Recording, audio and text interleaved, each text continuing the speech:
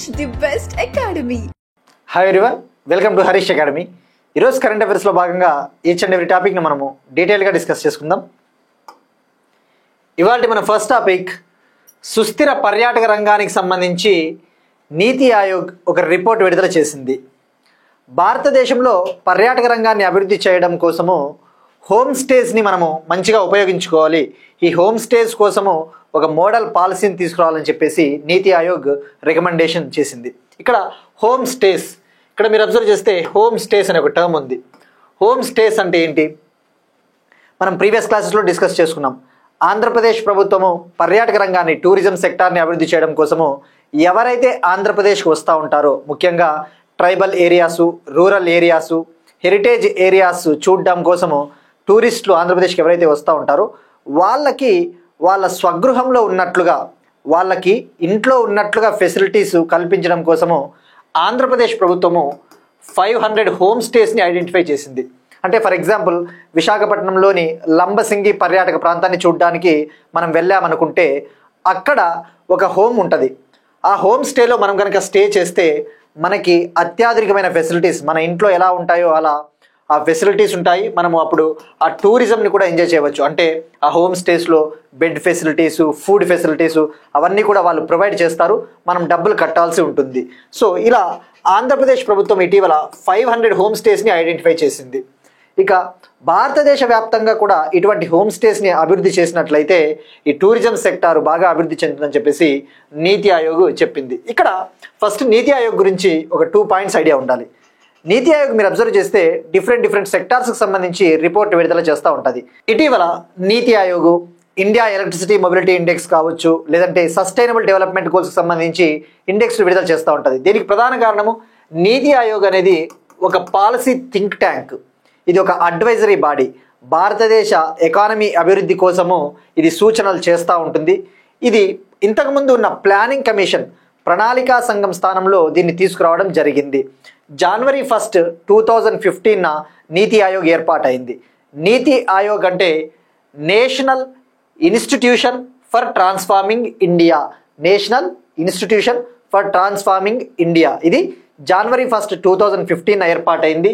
ఇది కేవలం advisory body, అంటే సలహాలు మాత్రమే ఇస్తుంది. ఇది ఒక థింక్ ట్యాంక్.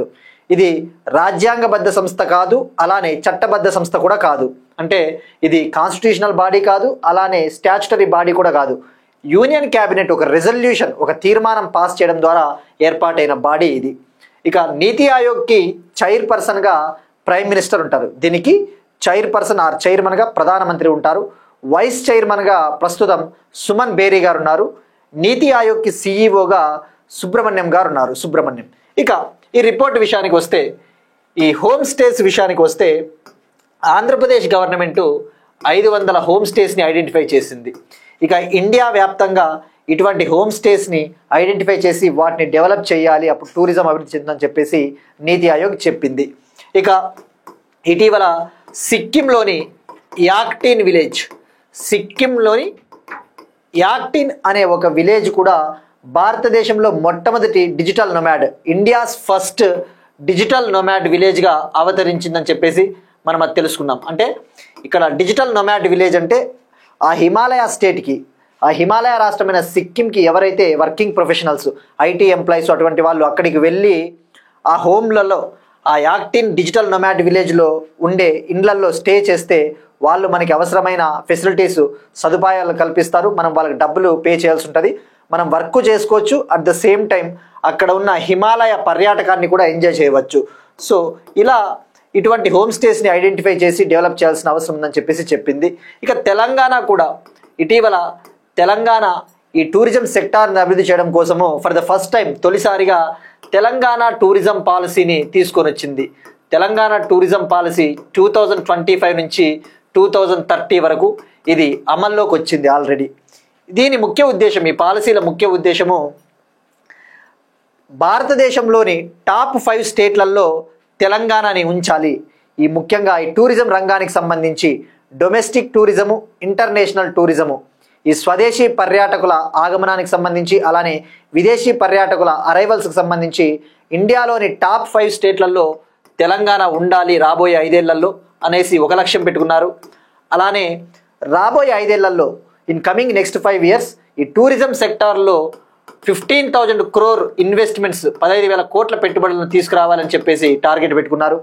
అలానే ఈ పాలసీ ద్వారా రాబోయే 5 ఏళ్లలో 3 లక్షల మందికి ఉపాధి కల్పించాలి, 3 lakh మెంబర్స్కి ఎంప్లాయ్మెంట్ కల్పించాలి.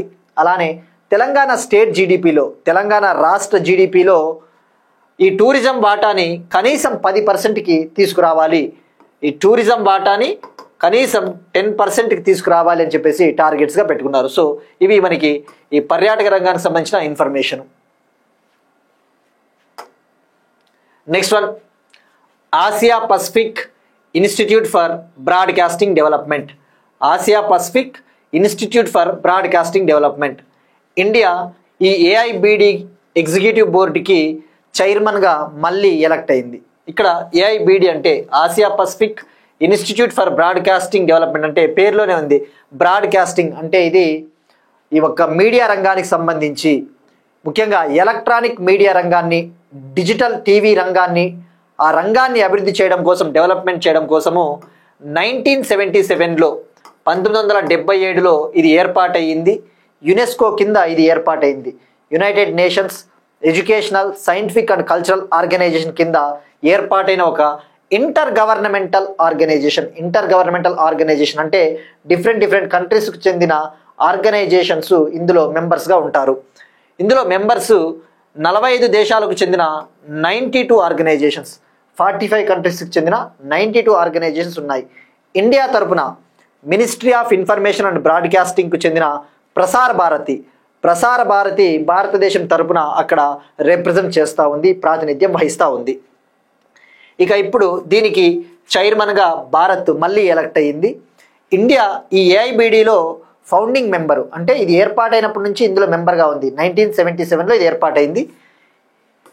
ఈ నిర్ణయము థాయిలాండ్లో జరిగిన 23వ ఏఐబిడి జనరల్ కాన్ఫరెన్స్, ఈ డెసిషన్ని థాయిలాండ్లో జరిగిన 23వ ఏఐబిడి జనరల్ కాన్ఫరెన్స్లో ఈ నిర్ణయం తీసుకోవడం జరిగింది.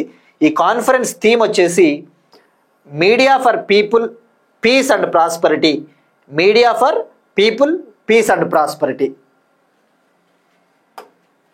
Next one, prime minister Narendra Modi గారి వెస్ట్ బెంగాల్ టూర్.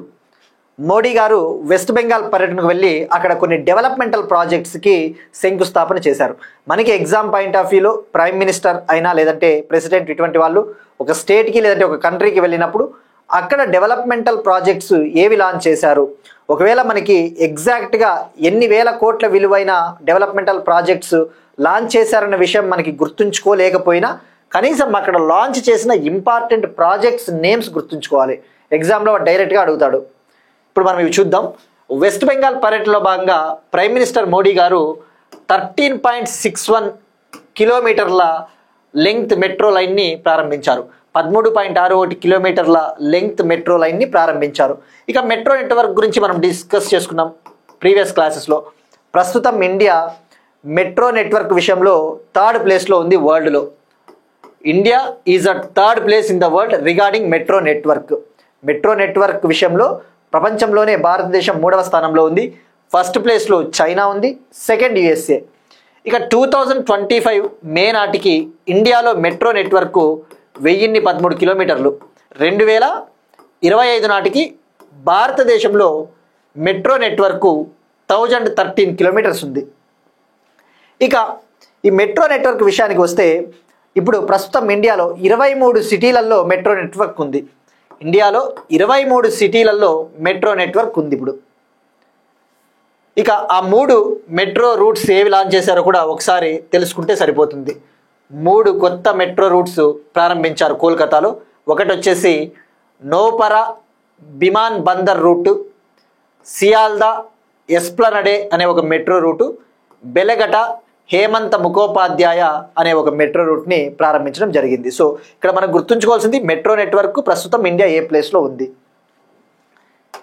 ఇక అలానే కోల్కతాలో 6 లేన్ కోనా ఎక్స్ప్రెస్ వేకు శంకుస్థాపన చేశారు. 6 లేన్ కోనా ఎక్స్ప్రెస్ వేకు ఫౌండేషన్ స్టోన్ వేయడం జరిగింది. ఇది కోల్కతాలో ఉండే ఒక 6 లేన్ ఎక్స్ప్రెస్ వే, అంటే ఒక హైవే, హై స్పీడ్ హైవే అని చెప్పవచ్చు. ఇక ఇక్కడ తెలుసుకోవాల్సింది మీరు అబ్జర్వ్ చేస్తే 7.2 కిలోమీటర్ 6 లేన్ ఎక్స్ప్రెస్ వే. దీన్ని 1200 కోట్లకు పైగా ఖర్చుతో నిర్మిస్తూ ఉన్నారు. 1200 crore పైగా ఖర్చుతో దీన్ని నిర్మిస్తూ ఉన్నారు. ఇక ఇక్కడ అబ్జర్వ్ చేస్తే మనకి ఈ టర్మ్ చాలా ఇంపార్టెంట్. కోనా ఎక్స్ప్రెస్ వే ఏ రాష్ట్రం అంటే వెస్ట్ బెంగాల్, అలా అడుగుతాడు ఎగ్జామ్లో. ఇక వెస్ట్ బెంగాల్ పర్యటనలో ప్రైమ్ మినిస్టర్ మోడీ గారు 5200 crore విలువైన డెవలప్మెంటల్ ప్రాజెక్ట్స్కి శంకుస్థాపన చేశారు. 5200 కోట్ల విలువైన ప్రాజెక్టులకు శంకుస్థాపన చేశారు. ఇక ఈ రోడ్ నెట్వర్క్ విషయంలో భారతదేశం ప్రస్తుతం వరల్డ్లో 2nd ప్లేస్లో ఉంది. ఇది హైవే నెట్వర్క్ కాబట్టి ఈ రోడ్ నెట్వర్క్ విషయంలో ఇండియా ప్రపంచంలో ప్రస్తుతం 2nd ప్లేస్లో ఉంది. ఇక ఫస్ట్ వచ్చేసి అమెరికా ఉంది, ఫస్ట్ ప్లేస్లో అమెరికా ఉంది. ఇక అలానే వెస్ట్ బెంగాల్ పర్యటనకు వెళ్ళారు కాబట్టి వెస్ట్ బెంగాల్ గవర్నమెంట్ వలస కార్మికుల కోసం శ్రమశ్రీ అనే ఒక స్కీమ్ను కూడా లాంచ్ చేసింది. శ్రమశ్రీ. వెస్ట్ బెంగాల్కు చెందిన వలస కార్మికులు ఎవరైతే ఉంటారో వాళ్ళు వేరే రాష్ట్రాలకు వెళ్తారు, కానీ మళ్ళీ తిరిగి ఆ బెంగాల్ రాష్ట్రానికి వచ్చేసినప్పుడు ఉపాధి లేక వాళ్ళ కోసము ఒక ఆర్థిక సహాయ స్కీమ్ని ప్రారంభించారు, శ్రమశ్రీ స్కీమ్. ఈ స్కీమ్ కింద వెస్ట్ బెంగాల్కు చెందిన మైగ్రెంట్స్ వలస కార్మికులకి ఒక సంవత్సరం పాటు నెలకు 5,000 చొప్పున, నెలకు 5,000 చొప్పున ఒక సంవత్సరం పాటు వీళ్ళకి ఫైనాన్షియల్ అసిస్టెన్స్, ఆర్థిక సహకారం అందిస్తారు.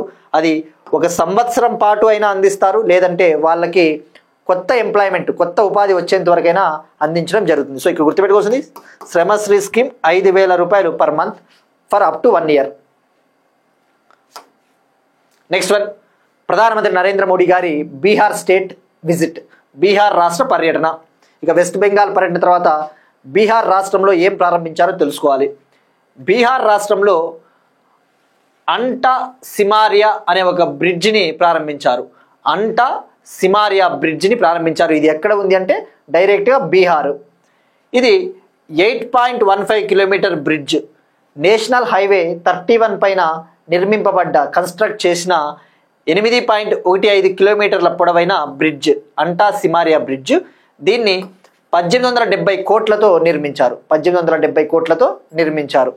ఈ బ్రిడ్జ్ ద్వారా ఈ హెవీ వెహికల్స్ వెళ్ళే డిస్టెన్స్ సుమారుగా 100 కిలోమీటర్లు తగ్గుతుందట. ఇక అలానే బక్సర్ థర్మల్ పవర్ ప్లాంట్ని కూడా ప్రారంభించారు. మనకి ఎగ్జామ్ పాయింట్ ఆఫ్ వ్యూలో థర్మల్ పవర్ ప్లాంట్స్ చాలా ఇంపార్టెంట్. ఈ థర్మల్ పవర్ ప్లాంట్ ఏ రాష్ట్రం అని చెప్పేసి మ్యాచ్ ద ఫాలోయింగ్ ఇస్తాడు. ఇది కరెంట్ అఫైర్ అయినప్పటికీ ఇది మనకి జాగ్రఫీలో కూడా వెళ్ళిపోతుంది. బక్సర్ థర్మల్ పవర్ ప్లాంటు, లేదంటే ఇంకొక 3 థర్మల్ పవర్ ప్లాంట్లు ఇచ్చేసి మ్యాచ్ ద ఫాలోయింగ్ ఇస్తాడు. మనకి బక్సర్ అనేది ఎక్కడ ఉందో ఐడియా ఉంటే మనం ఈజీగా ఆన్సర్ చేస్తాం. ఇది బీహార్లో ఉండే ఒక థర్మల్ పవర్ ప్లాంటు. దీని కెపాసిటీ వచ్చేసి 1320 మెగావాట్, 1320 మెగావాట్ల కెపాసిటీ. దీన్ని 6,880 కోట్ల ఖర్చుతో నిర్మించారు. 6,880 కోట్లతో నిర్మించారు. దీన్ని డెవలప్ చేసినది SJVN thermal power limited company. SJVN Sutlej జల విద్యుత్ నిగమ్ లిమిటెడ్ కంపెనీ దీన్ని డెవలప్ చేసింది.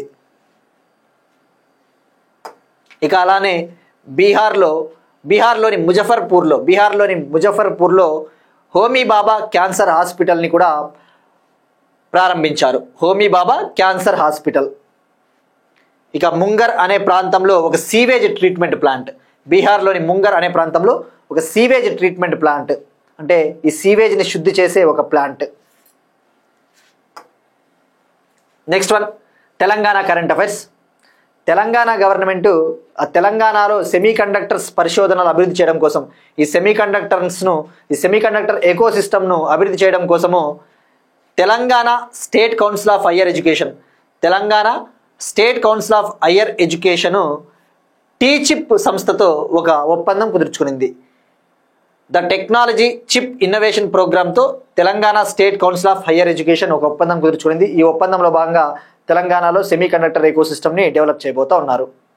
ఇక ఇటీవలనే యూనియన్ క్యాబినెట్, కేంద్ర ప్రభుత్వము 3 రాష్ట్రాలలో 4 సెమీకండక్టర్ ప్లాంట్లని ఏర్పాటు చేయాలని చెప్పేసి కూడా అప్రూవల్ ఇచ్చింది. 4,594 కోట్లతో 4,594 crore ఆంధ్రప్రదేశ్, ఒడిషా, పంజాబ్. ఒడిషాలో 2 సెమీకండక్టర్ ప్లాంట్లు, ఆంధ్రప్రదేశ్లో ఒక సెమీకండక్టర్ యూనిట్, పంజాబ్లో ఒక సెమీకండక్టర్ యూనిట్ని ఏర్పాటు చేయాలని చెప్పేసి కేబినెట్ ఆమోదం తెలిపింది. అందులో ఆంధ్రప్రదేశ్లో 468 కోట్లతో ఒక సెమీకండక్టర్ మ్యానుఫ్యాక్చరింగ్ యూనిట్ని కూడా ఏర్పాటు చేయబోతా ఉన్నారు. Next one again state specific Telangana current affairs. జాతీయ క్రీడా దినోత్సవాలను 8 రోజుల పాటు ఈ రోజు నుంచి జరపాలని చెప్పేసి తెలంగాణ గవర్నమెంట్ నిర్ణయం తీసుకునింది. ఆగస్ట్ 29 అనేది నేషనల్ స్పోర్ట్స్ డే, జాతీయ క్రీడా దినోత్సవం. ఈ ఆగస్ట్ 29ని మనం ప్రతి సంవత్సరం కూడా మేజర్ ధ్యాన్ చంద్ గారి బర్త్ యానివర్సరీ సందర్భంగా, జయంతి సందర్భంగా సెలబ్రేట్ చేసుకుంటాం. మేజర్ ధ్యాన్ చంద్ ఈయన ప్రముఖ హాకీ లెజెండ్, ప్రముఖ భారత హాకీ క్రీడాకారుడు. ఆయన బర్త్ యానివర్సరీనే మనము ప్రతి సంవత్సరం కూడా నేషనల్ స్పోర్ట్స్ డేగా సెలబ్రేట్ చేసుకుంటాం. ఇక ఇవాటి నుంచి ఆగస్ట్ 23 నుంచి ఆగస్ట్ 31 వరకు కూడా జాతీయ క్రీడా దినోత్సవాలను జరపాలి అని చెప్పేసి తెలంగాణ గవర్నమెంట్ నిర్ణయం తీసుకునింది. ఇక ఇందులో భాగంగా మొత్తం గేమ్స్ ఆడిపిస్తారట 8 రోజులు. ఇక ఇటీవలే యూనియన్ క్యాబినెట్ నేషనల్ స్పోర్ట్స్ పాలసీని కూడా తీసుకుని వచ్చింది.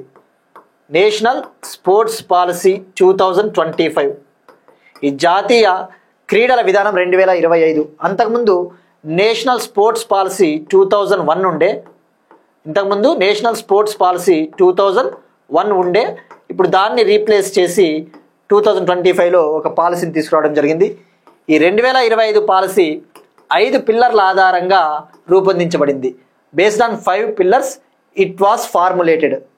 ఈ 5 పిల్లర్లు వచ్చేసి గ్లోబల్ స్టేజ్ పైన భారతదేశాన్ని అంతర్జాతీయ స్థాయిలో స్పోర్ట్స్లలో రాణించేలా చేయడము, గ్లోబల్ స్టేజ్ పైన రాణించేలా చేయడము, అలానే స్పోర్ట్స్ ఫర్ ఎకనామిక్ డెవలప్మెంట్, ఆర్థిక అభివృద్ధికి స్పోర్ట్స్ అవసరమని చెప్పేసి ఈ పాలసీ చెప్తుంది. అలానే స్పోర్ట్స్ ఫర్ సోషల్ డెవలప్మెంట్, సామాజిక ప్రజల అభివృద్ధికి స్పోర్ట్స్ అవసరమని చెప్పేసి ఈ పాలసీ చెప్తుంది. అలానే sports as a people movement, sports as a people's movement అంటే ఈ ప్రజల ఉద్యమం, అంటే ఇక ప్రజలందరూ కలిసి దీన్ని సెలబ్రేట్ చేసుకోవాలి ఈ స్పోర్ట్స్ని అన్నట్లుగా చెప్తుంది. ఇక 5వ పిల్లర్ వచ్చేసి నేషనల్ ఎడ్యుకేషన్ పాలసీ 2020, జాతీయ క్రీడా విధానము 2020 లక్ష్యాలు సాధించాలి అంటే ఈ నేషనల్ స్పోర్ట్స్ పాలసీ 2025 చాలా ఇంపార్టెంట్ అని చెప్పేసి చెప్తుంది. సో ఇక్కడ గుర్తుంచుకోవాల్సింది ఈ 5 పిల్లర్లు. ఎన్ని పిల్లర్లు అని అడుగుతాడు, 5 పిల్లర్లు. ఏ దాన్ని రీప్లేస్ చేసిందంటే 2001 పాలసీని. ఇక ఇటీవలే ప్రెసిడెంట్ ద్రౌపది ముర్ము గారు నేషనల్ స్పోర్ట్స్ గవర్నెన్స్ బిల్కి కూడా ఆమోద ముద్ర వేశారు. నేషనల్ స్పోర్ట్స్ గవర్నెన్స్ బిల్, జాతీయ క్రీడా పరిపాలనా బిల్లు 2025కి ఆమోద ముద్ర వేశారు. అది ఇప్పుడు national sports governance act, national sports governance act 2025గా అందుబాటులోకి వచ్చింది. నెక్స్ట్ వన్ ఎకానమీకి సంబంధించిన current affair. Income tax act 2025. President Draupadi Murmu garu income tax bill 2025కి అసెంట్ ఇచ్చారు, ఆమోద ముద్ర వేశారు. ఇప్పుడు అది ఇన్కమ్ ట్యాక్స్ యాక్ట్ 2025గా అమల్లోకి రానుంది. ఇది 2026 ఏప్రిల్ 1 నుంచి అమల్లోకి రానుంది. 2026 ఏప్రిల్ 1 నుంచి అమల్లోకి రానుంది. ఏదైనా ఒక లా తెస్తా ఉన్నారు అంటే, ఒక చట్టము, దాని ముఖ్య ఉద్దేశము ఒకదాన్ని రీప్లేస్ చేసి కొత్తది తీసుకురావడానికి ముఖ్య ఉద్దేశము సింప్లిఫై చేయడం కోసము, చట్టాలను సింప్లిఫై చేయాలి, ఎఫిషియెంట్గా తీర్చిదిద్దాలి, అలానే ట్రాన్స్పరెన్సీని తీసుకురావాలి, పారదర్శకతను తీసుకురావడానికే కొత్త చట్టాలు తీసుకొస్తూ ఉంటారు. గతంలో ఇన్కమ్ ట్యాక్స్ యాక్ట్ 1961 ఉండేది. గతంలో ఇన్కమ్ ట్యాక్స్ యాక్ట్ 1961 ఉండేది. అయితే అందులో సెక్షన్స్ ఎక్కువగా ఉన్నాయి, లేదంటే అందులో డాక్యుమెంటేషన్ ప్రొసీజర్ ఎక్కువగా ఉంది. ముఖ్యంగా గవర్నమెంట్ ఎంప్లాయీస్ లేదంటే ప్రైవేట్ ఎంప్లాయీస్ ట్యాక్స్లు కట్టాలి అంటే వాళ్ళు ఎక్కువగా డాక్యుమెంట్స్ని ఫిల్ చేయాల్సి ఉంటుంది ఆన్లైన్లో. సో ఈ ప్రొసీజర్ అంతా కూడా కాంప్లెక్స్, చాలా కష్టతరంగా ఉంది. సులభతరమైన చట్టాన్ని తీసుకురావాలి అని చెప్పేసి దాదాపు 6 దశాబ్దాల తర్వాత ఒక కొత్త చట్టాన్ని తీసుకొని వచ్చారు. ఇది ఇన్కమ్ ట్యాక్స్ యాక్ట్ 1961ని రీప్లేస్ చేసింది. మరి ఇందులో ప్రొవిజన్స్ ఏమున్నాయో మనకి ఎగ్జామ్ పాయింట్ ఆఫ్ వ్యూలో కొద్దిగా ఐడియా ఉండాలి. మనకి డైరెక్ట్గా వాడు ఎట్లా అడుగుతా అంటే ఏ చట్టాన్ని రీప్లేస్ చేసిందంటే ఇది సరిపోతుంది. కానీ ఇందులో ఉన్న ప్రొవిజన్స్ మీరు అబ్జర్వ్ చేస్తే ట్యాక్స్ ఇయర్ అనే ఒక కొత్త కాన్సెప్ట్ని తీసుకొని వచ్చింది. ట్యాక్స్ ఇయర్ జనరల్గా ఈ పన్నులు కట్టాలి అంటే, ప్రత్యక్ష పన్నులు డైరెక్ట్ ట్యాక్స్లు కట్టాలి అంటే బేస్డ్ ఆన్ ఫినాన్షియల్ ఇయర్, ఈ ఆర్థిక సంవత్సరంలో ఇంత పన్నులు కట్టాలి, లేదంటే అసెస్మెంట్ ఇయర్, ఈ అసెస్మెంట్ ఇయర్లో ఇంత పన్నులు కట్టాలి అని చెప్పేసి కన్ఫ్యూజన్ ఉండేది అసెస్మెంట్ ఇయర్కి ఈ ఫినాన్షియల్ ఇయర్కి. ఇప్పుడు ట్యాక్స్ ఇయర్ అనే ఒక కొత్త కాన్సెప్ట్ని తీసుకొచ్చారు. ఈ కాన్సెప్ట్ ఆ కన్ఫ్యూజన్ని రిమూవ్ చేస్తుంది, తొలగిస్తుంది. ఇక అలానే ఇందులో ఉన్న సెక్షన్స్ని చాలా మేరకు తగ్గించారు. ఇన్కమ్ ట్యాక్స్ యాక్ట్ 1961లో 819 సెక్షన్స్ ఉండేవి, ఇప్పుడు 536 సెక్షన్లకి తీసుకుని వచ్చారు. 536 సెక్షన్లు. సో ఇది వీలైతే గుర్తుంచుకోండి, వీలైతే 819 సెక్షన్స్ నుంచి 536 సెక్షన్స్కి తగ్గించారు. ఇక చాప్టర్స్ కూడా తగ్గించారు. గతంలో 47 చాప్టర్లు ఉండేవి, ఇప్పుడు 23 చాప్టర్లకి తగ్గించారు. ఇక అలానే 39 న్యూ టేబుల్స్, 39 కొత్త టేబుల్స్, 40 న్యూ ఫార్ములాస్, 40 కొత్త ఫార్ములాలని ఇంట్రొడ్యూస్ చేశారు, తొలిసారిగా తీసుకొని వచ్చారు. ఇక అయితే ఇన్కమ్ ట్యాక్స్ యాక్ట్ 2025 మాత్రము ఒక కాంట్రవర్షియల్ క్లాస్, ఒక వివాదాస్పదమైన ప్రొవిజన్ని మాత్రము తొలగించలేదు, అలానే ఉంచింది. అదేంటంటే వర్చువల్ డిజిటల్ స్పేస్ అనే ఒక నిబంధన, నిబంధనని మాత్రము ఈ చట్టం తొలగించలేదు. ఆ వర్చువల్ డిజిటల్ స్పేస్ నిబంధన ఏం చెప్తుంది అంటే, జనరల్గా ఇన్కమ్ ట్యాక్స్ ఆఫీసర్సు ఎవరి ఇండ్లపైనన్నా, ముఖ్యంగా ఎవరైతే అక్రమాస్తులు కూడగట్టారు అనే ఆరోపణలు ఎదుర్కొంటూ ఉంటారో అటువంటి వాళ్ళ ఇండ్లకి ఇన్కమ్ ట్యాక్స్ అధికారులు వెళ్ళి రైడ్లు చేస్తూ ఉంటారు, సర్చ్ ఆపరేషన్స్. ఆ రైడ్లు చేసినప్పుడు వాళ్ళ నుంచి సమాచారాన్ని రాబట్టేందుకు, వాళ్ళు ఏమైనా ఆర్థికంగా అవకతవకలు చేశారా, ఏమైనా ఫినాన్షియల్ ఇర్రెగ్యులారిటీస్ చేశారా అని చెప్పేసి ఆ ట్రాన్సాక్షన్స్ని, ఆ యొక్క ఖాతాలను పరిశీలించడం కోసము వాళ్ళ యొక్క సోషల్ మీడియా అకౌంట్స్, ఈమెయిల్ అకౌంట్స్ని చెక్ చేసే అధికారము ఇన్కమ్ ట్యాక్స్ అధికారులకు ఉంది. ఆ నిబంధనని ఇందులో అలానే పొందుపరిచారు, తొలగించలేదు. గుర్తుపెట్టుకోండి, వాళ్ళు ఇన్కమ్ ట్యాక్స్ అధికారులు ఆ ఈమెయిల్స్ని, ఆ సోషల్ మీడియా అకౌంట్స్ని వాళ్ళు చెక్ చేయవచ్చు, ఏమైనా ఆర్థిక లావాదేవీలు చేశారా అని చెప్పేసి. సో దీన్నే వర్చువల్ డిజిటల్ స్పేస్ క్లాజ్ అంటారు, దీన్ని తొలగించలేదు. ఆ విషయం గుర్తుపెట్టుకోండి. ఒకవేళ రేపు పొద్దున స్టేట్మెంట్స్లలో వాడు అడిగినప్పుడు వాడు ఎలా అడుగుతాడంటే ఈ వర్చువల్ డిజిటల్ స్పేస్ క్లాజ్ని తొలగించారు అని చెప్పేసి స్టేట్మెంట్ ఇస్తాడు. ఇక ఈ బిల్లు విషయానికి వస్తే ఎఫిషియంటు, ప్రాక్టికల్, ట్రాన్స్పరెంటు, చాలా పారదర్శకత తీసుకొని వస్తుంది, ఇటువంటి మనకి ఫీచర్స్. ఇప్పుడు క్వశ్చన్స్ చూద్దాం. ఇది పిఎం జన్ధన్ యోజనను ఎప్పుడు ప్రారంభించారు? ప్రధానమంత్రి జన్ధన్ యోజనను ఎప్పుడు ప్రారంభించారు? భారతదేశంలో ఫినాన్షియల్ ఇంక్లూజన్ను సాధించడం కోసము పిఎం జన్ధన్ యోజనను ఎప్పుడు లాంచ్ చేశారు? అలానే ఇందులో ఎన్ని కోట్ల అకౌంట్లు ఉన్నాయి, ట్రై చేయండి. ఇక స్వయం పోర్టల్ను ఏ మంత్రిత్వ శాఖ తీసుకొని వచ్చింది? స్వయం పోర్టల్ను ఏ డిపార్ట్మెంట్, ఏ మినిస్ట్రీ తీసుకొని వచ్చింది? ఇక మనం నిన్న అడిగిన క్వశ్చన్స్, 128వ కాన్స్టిట్యూషనల్ అమెండ్మెంట్ బిల్లు, ఇది నారీ శక్తికి సంబంధించిన బిల్లు, ఉమెన్స్ రిజర్వేషన్ బిల్లు. ముఖ్యంగా లోక్సభ మరియు స్టేట్ లెజిస్లేటివ్ అసెంబ్లీలలో 1/3 రిజర్వేషన్ మహిళలకి కల్పిస్తుంది. 128వ రాజ్యాంగ సవరణ బిల్లు, ఇది కాస్త 106వ రాజ్యాంగ సవరణ చట్టంగా మారింది. 129వ రాజ్యాంగ సవరణ బిల్లు అంటే సైమల్టేనియస్ ఎలక్షన్స్కి సంబంధించిన బిల్లు. 130వ రాజ్యాంగ సవరణ బిల్లు ఇప్పుడు ఈ నేర రహిత రాజకీయాల కోసం తీసుకొని వచ్చిన bill. Next one, design linked incentive scheme. ఇండియాలో ఈ సెమీ కండక్టర్స్ని ప్రోత్సహించడం కోసము, ఈ సెమీ కండక్టర్ చిప్స్ని స్వదేశీయంగా డిజైన్ చేయడం కోసము డిజైన్ లింక్డ్ ఇన్సెంటివ్ స్కీమ్ కింద 23 చిప్ డిజైన్ ప్రాజెక్టులకు ఆమోదం తెలిపింది కేంద్ర మంత్రిత్వ శాఖ, ministry of electronics and information technology మంత్రిత్వ శాఖ. ఇక్కడ మీరు అబ్జర్వ్ చేస్తే 2 స్కీములు ఉంటాయి, PLI scheme, DLI scheme. Design linked incentive scheme, production linked incentive scheme. Production linked incentive scheme అంటే ఉత్పత్తి ఆధారిత ప్రోత్సాహక పథకము. దీన్ని మార్చ్ 2020లో తీసుకురావడం జరిగింది, మార్చ్ 2020లో. దీని ముఖ్య ఉద్దేశం ఏంటంటే, మనకి కంపల్సరీ డిఫరెన్స్ అర్థం అవ్వాలి. ప్రొడక్షన్ లింక్డ్ ఇన్సెంటివ్ స్కీమ్ ముఖ్య ఉద్దేశము, ఇండియాలో 14 సెక్టార్లకు సంబంధించి, 14 రంగాలకు సంబంధించి, ఫర్ ఎగ్జాంపుల్ రెన్యూబుల్ ఎనర్జీ, లేదంటే semi conductors, food processing industries, ఇటువంటి రంగాలలో ఉత్పత్తిని, ప్రొడక్షన్ని పెంపొందించడం కోసము పిఎల్ఐ స్కీమ్ని 2020లో తీసుకొని వచ్చారు. ఇందులో 14 సెక్టార్లు కవర్ అయి ఉంటాయి. ఆ విషయం గుర్తుపెట్టుకోండి, 14 సెక్టార్స్. ఇక డిజైన్ లింక్డ్ ఇన్సెంటివ్ స్కీమ్ వచ్చేసి ఇండియాలో సెమీకండక్టర్స్ డెవలప్మెంట్ కోసము, సెమీకండక్టర్స్ ఎకోసిస్టమ్ డెవలప్మెంట్ కోసము 2021లో ఇండియా సెమీకండక్టర్ మిషన్ని లాంచ్ చేశారు. 2021లో ఇండియా సెమీకండక్టర్ మిషన్ని 76,000 కోట్ల పెట్టుబడితో 76,000 crore ఇన్వెస్ట్మెంట్తో ఇండియా సెమీకండక్టర్ మిషన్ని లాంచ్ చేశారు. దీని కింద తీసుకొని వచ్చినదే డిజైన్ లింక్డ్ ఇన్సెంటివ్ స్కీము. దీన్ని ministry of electronics and information technology మంత్రిత్వ శాఖ పర్యవేక్షిస్తుంది. ఇది DLI scheme under Meitei government ministry. మరి పిఎల్ఐ స్కీమ్కి పర్టికులర్ మినిస్ట్రీ అంటే ఏమి లేదు, ఎందుకంటే ఇందులో రెన్యూబుల్ ఎనర్జీ ప్రాజెక్టులు ఉంటాయి, ఫుడ్ ప్రాసెసింగ్ ప్రాజెక్టులు ఉంటాయి, సెమీ కండక్టర్ ప్రాజెక్ట్స్ ఉంటాయి. కాబట్టి ఇది ఒక బ్రాడ్ ఇనిషియేటివ్. ఇది డిఎల్ఐ స్కీమ్ అనేది కేవలం సెమీ కండక్టర్స్ ఎలక్ట్రానిక్స్కి సంబంధించిన స్కీము. అంటే డిజైన్ ఆధారిత ప్రోత్సాహక పథకం. అంటే సెమీ కండక్టర్స్ని మీరు ఉత్పత్తి చేయాలి అనుకుంటే డిజైన్ చేయాలి ఫస్ట్. ఆ ఉత్పత్తి చేయడానికి కావాల్సిన డిజైన్లని రూపొందించడం కోసము డిఎల్ఐ స్కీము. ఇప్పుడు ఈ డిఎల్ఐ స్కీమ్ కింద 23 చిప్ డిజైన్ ప్రాజెక్టులను మంజూరు చేశారు. ఇందులో భాగంగా 7 నానోమీటరు, 5 నానోమీటరు, 3 నానోమీటరు సెమీకండక్టర్ చిప్స్ని ఇండియాలో డిజైన్ చేయబోతా ఉన్నారు. ఇక ఇటీవల ప్రైమ్ మినిస్టర్ మోడీ గారు ఇండిపెండెన్స్ డే సందర్భంగా కూడా ప్రకటించారు, 2025 ఎండ్ నాటికి ఒక స్వదేశీయంగా సెమీకండక్టర్ చిప్ రాబోతా ఉంది, indigenous semiconductor chip is going to come by this year end అని చెప్పేసి కూడా ఆయన ప్రకటించారు.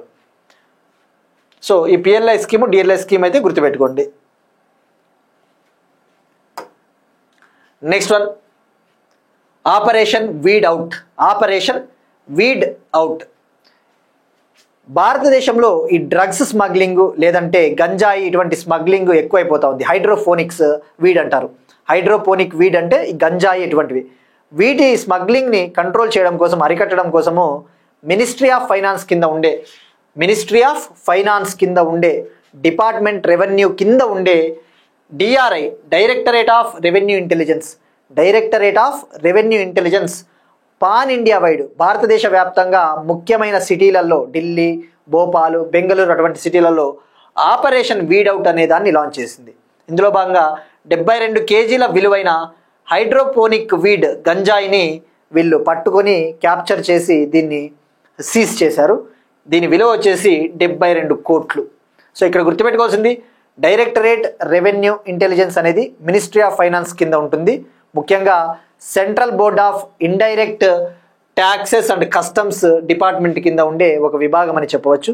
ఇది భారతదేశంలో ఈ డ్రగ్స్ స్మగ్లింగ్ జరుగుతూ ఉంటుంది కదా, ఆ స్మగ్లింగ్ని అరికట్టడం కోసం పనిచేసే ఒక వింగ్. ఇక ఇటీవల పంజాబ్ కూడా బార్డర్ ఏరియాస్లో క్రాస్ బార్డర్ డ్రగ్ స్మగ్లింగ్ జరుగుతూ ఉందని చెప్పేసి ఒక యాంటీ డ్రోన్ సిస్టమ్ బాజ్ అక్ అనే ఒక యాంటీ డ్రోన్ సిస్టమ్ని కూడా బార్డర్ సెక్యూరిటీ ఫోర్స్ బిఎస్ఎఫ్ సహకారంతో బార్డర్లో ఏర్పాటు చేశారన్న విషయం మనం ఆల్రెడీ తెలుసుకున్నాం. ఇక భారతదేశంలో ఈ డ్రగ్ ఫ్రీ ఇండియా కోసం, ఇండియాలో ఈ డ్రగ్స్ లేకుండా చేయడం కోసం for drug free India Nashamukt Bharat అభియాన్ని కూడా లాంచ్ చేశారు. నషాముక్త్ భారత్ అభియాన్ని ఆగస్ట్ 15, 2020 సంవత్సరం ఇండిపెండెన్స్ డే రోజున ministry of social justice and empowerment సామాజిక న్యాయము మరియు సాధికారిత మంత్రిత్వ శాఖ నషాముక్త్ భారత్ అభియాన్ని లాంచ్ చేసింది. ఆ విషయం గుర్తుపెట్టుకోండి.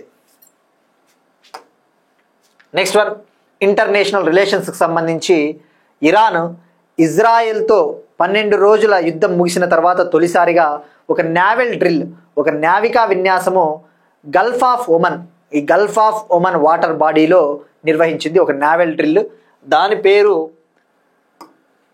Sustainable power 1404 exercise. Iran Gulf of ఒమన్లో నిర్వహించింది. ఇలా మిస్సైల్స్ని షిప్స్ నుంచి లాంచ్ చేయడం జరిగింది.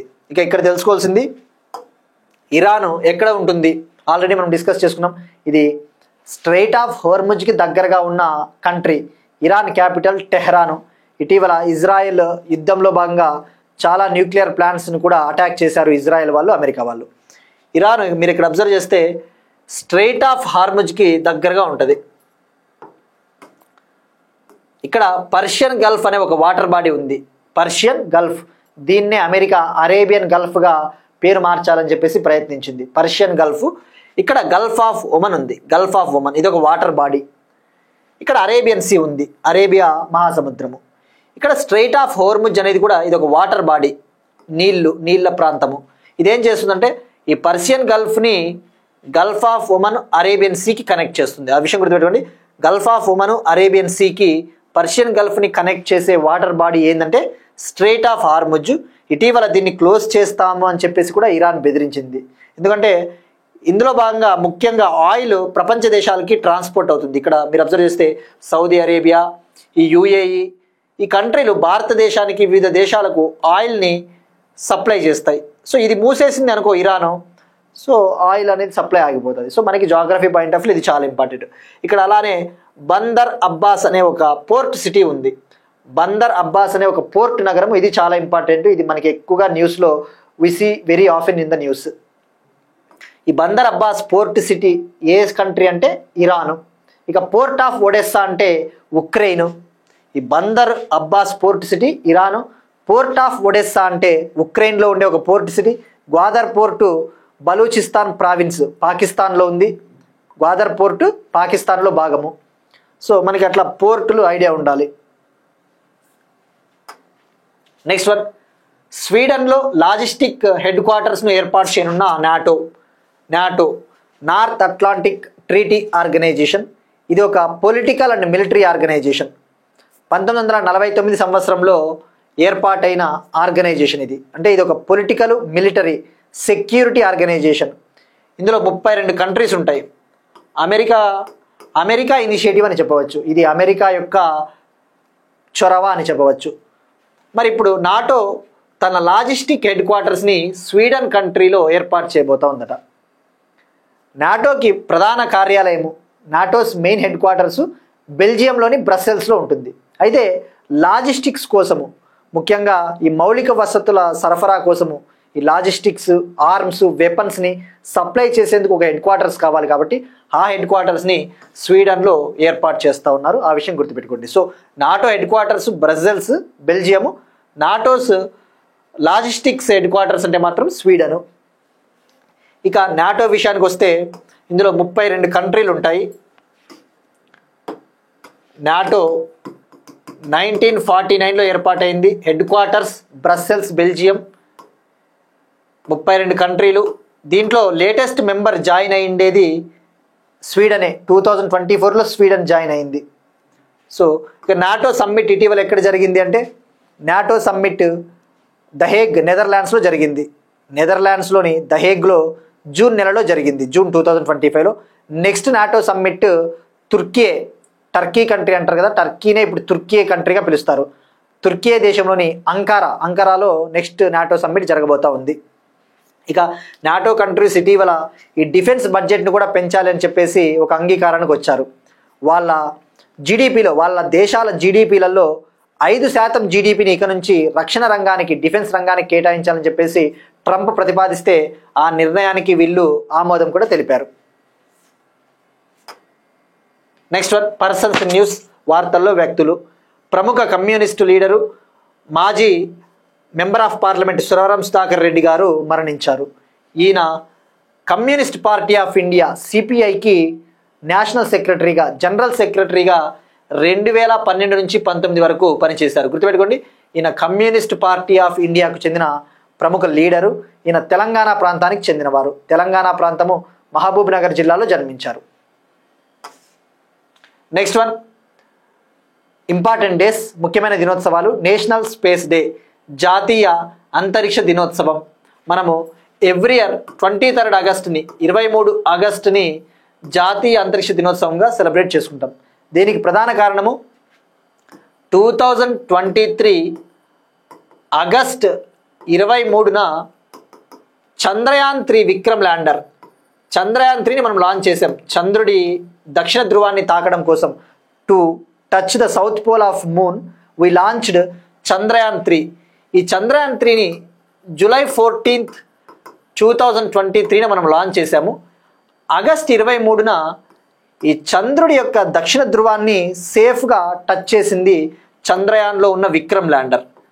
చంద్రయాన్ 3లో ఉన్న విక్రమ్ ల్యాండర్ సేఫ్గా ఆగస్ట్ 23, 2023న టచ్ చేసింది. ఆ విక్రమ్ ల్యాండర్ టచ్ చేసిన తర్వాత ఆ ల్యాండర్ నుంచి ప్రగ్యాన్ అనే ఒక రోవర్ బయటకు వచ్చింది. ప్రగ్యాన్ అనే ఒక రోవర్ అంటే ఒక రోబోటిక్ ఆర్మ్ టైపు. సో ఆ విక్రమ్ ల్యాండర్ ఆగస్ట్ 23న సేఫ్గా టచ్ అయింది కాబట్టి ఇక ఆ రోజుని మనము జాతీయ అంతరిక్ష దినోత్సవంగా సెలబ్రేట్ చేసుకోవాలని చెప్పేసి నిర్ణయం తీసుకున్నాం. తొలిసారిగా for the first time 2024 August 23న ఫస్ట్ నేషనల్ స్పేస్ డేగా సెలబ్రేట్ చేసుకున్నాం. ఇప్పుడు రెండవ నేషనల్ స్పేస్ డే. ఇక విక్రమ్ ల్యాండర్ టచ్ అయిన పాయింట్కి శివశక్తి పాయింట్ అని పేరు పెట్టారు. సో గుర్తుపెట్టుకోండి, శివశక్తి పాయింట్. ఈ చంద్రయాన్ 3ని జూలై 14, 2023న లాంచ్ వెహికల్ మార్క్ 3 అంటే ఏంటి? మన GSLV మార్క్ 3 కదా. ఇందులో 3 స్టేజెస్ ఉంటాయి. ఇది భారీ పేలోడ్లను మోసుకొని వెళ్ళే కెపాసిటీ ఉన్న రాకెట్. సుమారుగా 3896 కేజీల పేలోడ్ని ఇది మోసుకుని వెళ్ళింది. 3896 కేజీ పేలోడ్ని చంద్రయాన్ 3 మోసుకొని వెళ్ళింది. ఇక అలానే చంద్రయాన్ 2 క్రాష్ అయిన పాయింట్ కూడా ఉంది. మనం చంద్రయాన్ 2 విఫలమైంది కాబట్టి చంద్రయాన్ 3ని లాంచ్ చేసాం.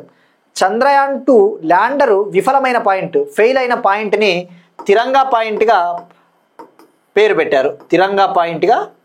ఆ విషయం గుర్తుపెట్టుకోండి. ఇక ఈ రెండవ national space day 2025 23 August theme కూడా చాలా important. Aryabhata to Gaganyaan, ancient wisdom to infinite possibilities. Aryabhata to Gaganyaan, ancient wisdom to infinite possibilities. ఇవి ఇవాల్టి కరెంట్ అఫైర్స్. మనం ఒకసారి క్విక్గా రీక్యాప్ చూద్దాం. సుస్థిర పర్యాటక రంగానికి సంబంధించి నీతి ఆయోగ్ నివేదిక.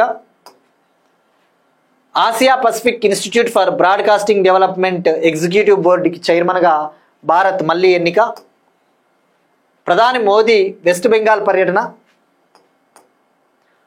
ప్రధాని మోదీ బీహార్ పర్యటన.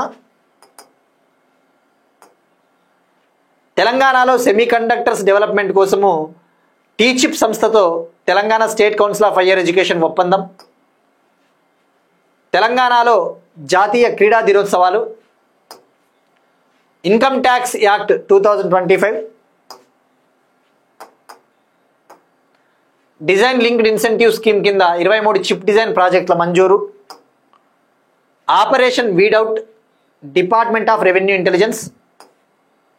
Sustainable power 1404 exercise Iran. స్వీడన్లో లాజిస్టిక్స్ హెడ్ క్వార్టర్స్ను ఏర్పాటు చేయనున్న నాటో. దీన్ని స్వీడన్లోని ఎంకోపింగ్ అనే ప్రాంతంలో ఈ లాజిస్టిక్ హెడ్ క్వార్టర్స్ని ఏర్పాటు చేస్తున్నారు. ప్రముఖ కమ్యూనిస్ట్ లీడర్ సురవరం సుధాకర్ రెడ్డి గారు కన్నుమూత. జాతీయ స్పేస్ దినోత్సవం 23rd August. That's it. These are today's current affairs. We'll meet you again tomorrow, and thank you everyone.